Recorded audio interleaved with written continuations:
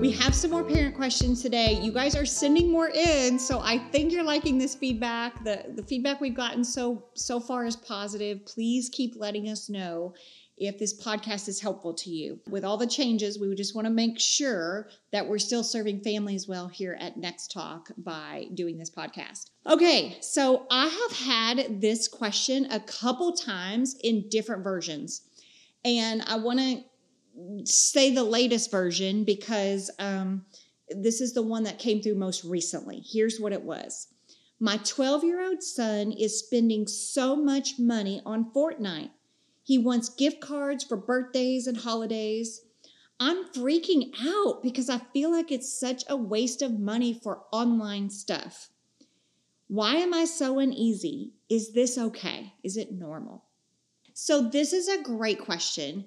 I want to say to you, I assume your 12-year-old is your first child and it's the first time you're walking through this. This is normal. I have a son and he used to be a gamer. I mean, he still is, but he used to really be a gamer. And he loved Fortnite. He loved it. And so he was the same as your son. He would want gift cards for birthdays, Christmas, all of that was asked for V-Bucks. Most of the time, he would spend his money on what's called skins. And you can buy weapons too. Emotes are a thing where you can buy, those are like dances that you can buy. And so they're buying things to kind of accessorize their character. Now, I remember when this first started happening with him, I was uneasy about it too, because I'm like, online, what in the world? Like, I have to understand this. I would ask him, what do you want to buy with it? And he would sit down and show me the dances he would want to buy, the skins he would want to buy, and that sort of thing. As he showed me those things, you know what I envisioned in my mind?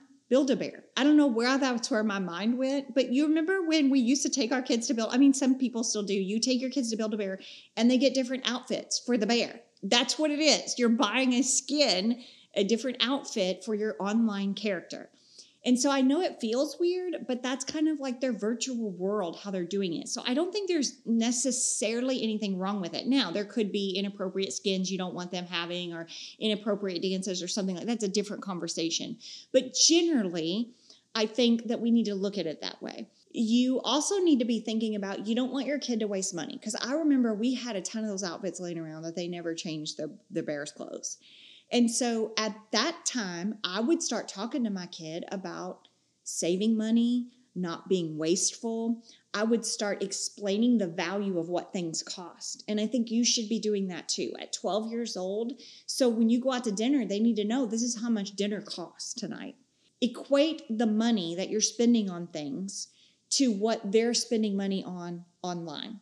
So this would cost how much for that skin? They need to understand the value of the money. If your bank account allows you to open up a child bank account, do that. Invest. This is when my son, when he first started using V-Bucks all the time, and I wanted him to understand the value of $1.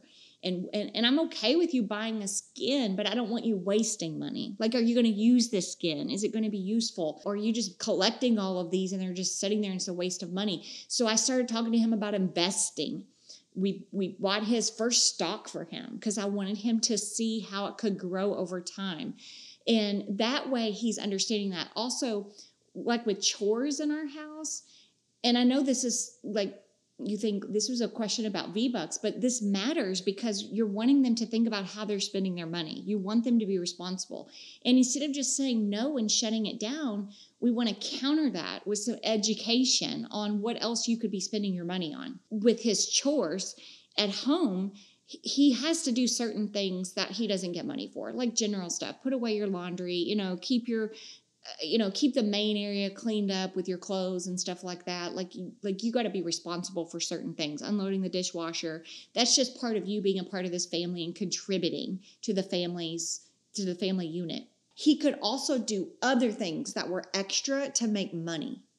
And so say he mowed the yard or he dusted my baseboards or stuff like that he actually earned money. Then have the conversation with him. Wow, you earned $30, but how long did it take you? 4 hours? Well, are you going to spend all of that on one skin with one click of a button and it's gone? So that way they're just understanding the value of the dollar. I think that's the bigger conversation that can also help them see why they want to spend their money on V-Bucks.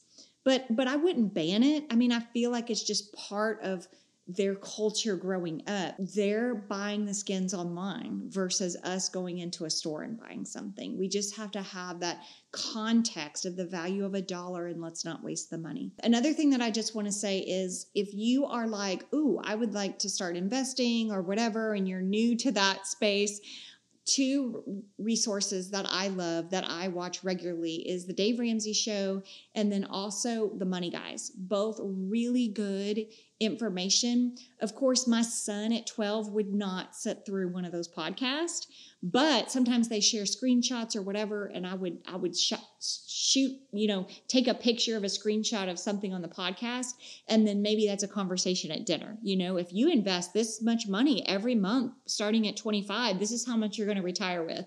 Just again, getting them to think outside of their little virtual world of V-Bucks. I think that's really important. I hope this is helpful. Make a donation today at nextTalk.org.